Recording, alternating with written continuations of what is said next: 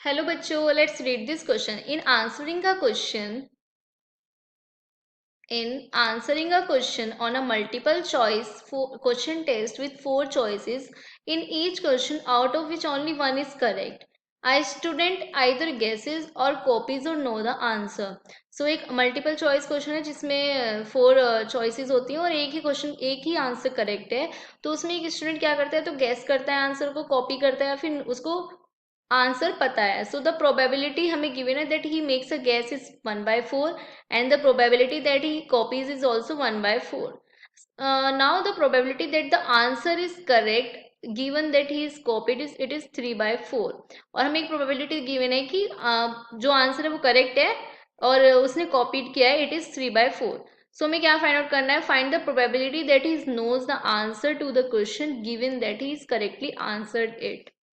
सो सबसे पहले हम इस क्वेश्चन से रिलेटेड क्या देख लेते हैं, की कॉन्सेप्ट्स को देख लेते हैं. सो इस क्वेश्चन में हम यूज करेंगे Bayes theorem. So Bayes theorem क्या होती है,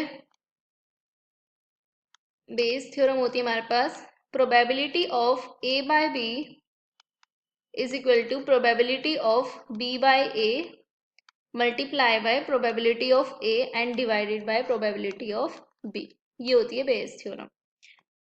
सो इसमें अब हमें क्वेश्चन में क्या, यहाँ पे जो ए एंड बी हमारे इवेंट्स होते हैं, प्रोबेबिलिटी ऑफ बी क्या होती है, प्रोबेबिलिटी ऑफ बी कि ए जो है वो ट्रू है एंड प्रोबेबिलिटी ऑफ यहाँ पे ए बाई बी क्या होती है, probability of A given B is true. So और probability of A and B क्या होती है, इंडिपेंडेंट प्रोबेबिलिटीज होती है ए एंड बी की. So this is Bayes theorem. अब हमें इस क्वेश्चन में क्या क्या गिवन है हम वो देख लेते हैं. सबसे पहले हम क्या करेंगे, हम इवेंट को लेट कर लेते हैं गिवन. हमें कुछ इवेंट्स गिवन है, सबसे पहले हम इवेंट्स को लेट कर लेते हैं. इवन इवेंट हम मान लेते हैं. Examinee guesses the answer to the question. Examinee guesses कि वो जो सबसे पहले हम मान लेते हैं इवन इवेंट को कि जो आंसर है वो गेस किया गया है, guess is the answer to the question.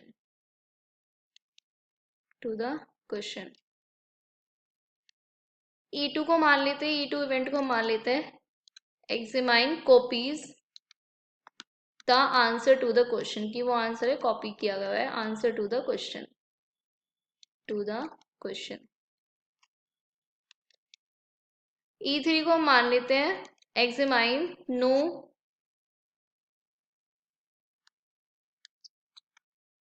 No the answer to the question. Answer to the question.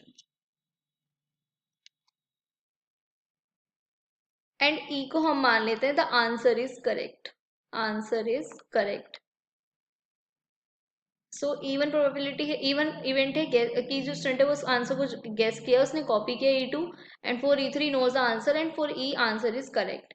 सो सबसे पहले हम probability of event find out करते हैं. प्रोबेबिलिटी ऑफ इवन क्या गिवन है हमें, 1/3 गिवन है ना, कि उसने जो स्टूडेंट है उसने क्या किया, आंसर को गेस किया है. क्या हमें गिवन है, 1/4 गिवन है. प्रोबेबिलिटी ऑफ E2 हमें क्या गिवन है कि उसने आंसर कॉपी करके बताया, तो वो उसकी प्रोबेबिलिटी क्या गिवन है हमें, 1/4. सो ये भी 1/4 गिवन है. अब हमें बताना है कि he knows the answer to the question. So probability of E3 क्या होती है, सम ऑफ प्रोबेबिलिटीज क्या होता है, 1. सो हम क्या करेंगे, 1 माइनस 1/4 प्लस 1/4. तो हमें क्या मिल जाएगी ये, 1 minus 2/4 and it will be equal to 1 by, that is 2/4 and then again 1/2. So ये हमें क्या मिल जाएगी, probability of E3 is equal to 1/2. ये हमें आ गई probability of E1 E2 and E3. अब हम क्या करेंगे, सबसे पहले हम हमें पता है कि जो क्वेश्चन है मल्टीपल चॉइस क्वेश्चन है जिसमें 4 चॉइसेस है. सो हम पहले फाइंड आउट करते हैं, so that probability find out करते हैं कि आंसर करेक्ट है जब उसने गैस किया. सो हमें क्या पहले हम क्या फाइंड आउट करते हैं, हमें पता है कि since the question is multiple choice question, multiple choice question with 4 choices, with 4 choices. So probability find out कर रहे हैं कि आंसर करेक्ट है when when it is guessed. So the probability that the answer is correct, और answer correct की को हमने event क्या माना था, ई माना था, और गेस वाली प्रोबेबिलिटी के इवेंट को क्या माना था, ई वन माना था. So when it is guessed, when it is guessed, so दोनों एक दूसरे पे डिपेंड हो जाएंगे. सो ये मिल जाएगी probability of E by E one. तो ये क्या हो जाएगी मेरे पास, probability of E by E one हो जाएगी मेरे पास 1/4. अब हमें बताना है ऑल्सो, हम क्या फाइंड आउट करेंगे, probability that his answer is correct given that is copied, कि अब की बार क्या किया, कॉपी करा गया. Given that probability that his answer is correct, his answer is correct when he is copied. So हमारे पास ये क्या हो जाएगी, probability of E by E two, और ये हमें शायद गिवन है क्वेश्चन में, that the answer is correct given that is copied, it is 3/4 हमें गिवन है. अब हम थर्ड क्या फाइंड आउट करेंगे, कि उसकी जो वो आंसर है करेक्ट है, और जो वो आंसर को जानता है, he knows the answer, E probability of E by E three. तो आंसर करेक्ट है और उसको आंसर पता है, तो ये तो बिल्कुल श्योर इवेंट हो गया. तो प्रोबेबिलिटी क्या हो जाएगी, ई बाई ई थ्री क्या हो जाएगी, 1 हो जाएगी. So moreover his answer is correct, his answer is correct given that he knew the answer, he knew the answer. So it is a sure event, क्योंकि उसको आंसर पता है और आंसर सही भी है. So it is a sure event. So इसकी probability क्या हो जाएगी, so probability of E by E three is 1. अब हम क्या करेंगे, यूजिंग बेस थ्योरम, जब हम बेस थ्योरम अप्लाई करेंगे, सो हमें क्या मिल जाएगा, the required probability is, the required probability is, और हमें क्या प्रोबेबिलिटी चाहिए, हमें चाहिए कि find that he knows the answer to the question, कि उसे आंसर पता है given that he is correctly answered it. So ये क्या हो जाएगा, कि आंसर पता है तो probability of E three by E हो जाएगा.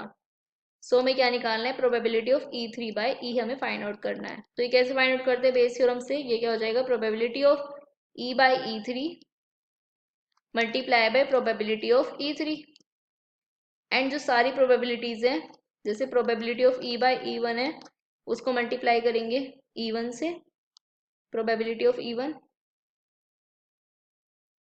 Probability of E one plus probability of E by E to multiply by probability of E two plus probability of E by E three multiply by probability of E three.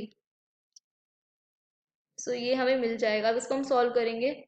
So probability of E by E three क्या थी हमारे पास, 1 थी, and probability of E three क्या थी हमारे पास, 1/2 आई है.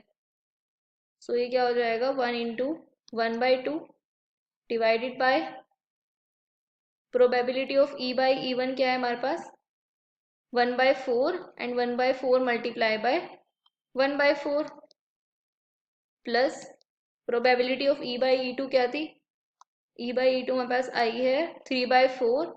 सो 3/4 multiply by 1/4, so 3/4 multiply by 1/4 plus probability of E by E three क्या थी हमारे पास, 1 है, and probability of E three क्या है, 1/2. सो ये हो जाएगा 1 multiply by probability of E three 1/2 and probability of E by E three is 1. So 1 into 1/2. So put कर देंगे वैल्यूज, सॉल्व करेंगे 1/2, ये क्या हो जाएगा 1/16 प्लस 3/16 प्लस 1/2. इसको सॉल्व कर लेंगे 1/2, यहाँ पे 16 एलसीएम आ जाएगा.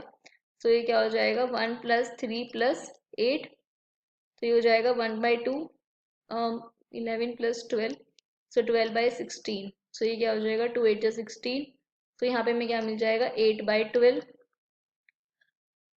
सो जब हम इसको सिंप्लीफाई करेंगे 2 4 8, 2 6 12, अगेन सिंप्लीफाई करेंगे 2 2 4 एंड 2 3 6.